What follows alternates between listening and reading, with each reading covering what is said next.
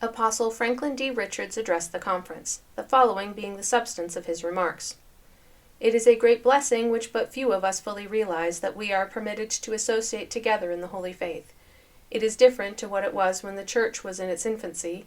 The saints are now more fully taught, as the doctrines were not fully revealed at first. We should dismiss the cares of the world and concentrate our desires and faith on what is before us, on the truth that there is a great influence and means to bring forth that which is needed for the instruction of the people. What is said may not necessarily be new, but it will be profitable whether new or old. As it is physically, the simplest food is often the most desirable, so with spiritual instruction. It is needful that we should adapt to our lives that which has already been given to us. In this way we seek to conform to the image of God's own beloved Son. Thus we can see ourselves progressing from grace to grace and faith to faith, on the way to a fullness after the similitude of Christ. I am often reminded in reading the Book of Mormon in the work of the revision and translating the volume into the Jewish language, of the fact that Lehi and his family were brought from the land of Jerusalem, which the Lord predicted was to be visited with destruction. They were planted in this land, which is choice above all others. Having been engaged in looking over the Book of Mormon, I am reminded of those earnest and impressive words of one of the early prophets, I believe Nephi, and reiterated also by Benjamin, with regard to the goodness, mercy, and blessings of God unto us. He realized that the Lord had compassion on his father Lehi. He informed him that Jerusalem was going to be taken captive. In his great mercy, he had shown him the impending ruin, and brought him and his family forth into this goodly land of America, which the Lord had said was the choice land above all others.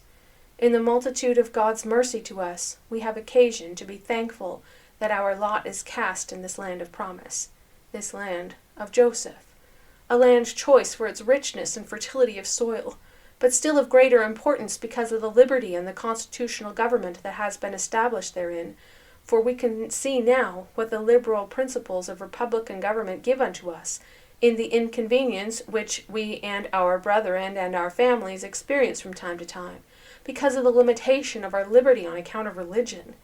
It is thus in this land of free government.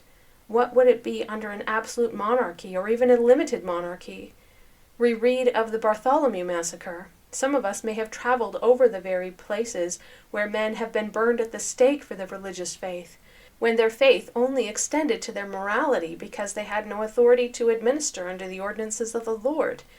If men in those times could so readily give themselves up to be a consuming sacrifice for the little faith they had to hope for, the little knowledge that they possessed, how much more have we occasion to be thankful? We have reason to be full of gratitude to God.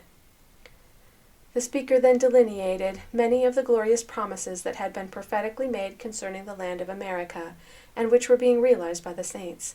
He then spoke upon a number of themes, including among which were the object for which the saints have gathered, to learn the ways of the Lord. The things of God can only be understood by his Spirit, the necessity of prayerful devotion, keeping the Sabbath day holy, the necessity of avoiding all profane expressions, the observance of fast days, the great work devolving upon the saints to be done in behalf of the dead, the proper use of the authority of the priesthood, the resurrection, and other subjects. An adequate idea of Brother Richard's discourse could not be given in a synopsis.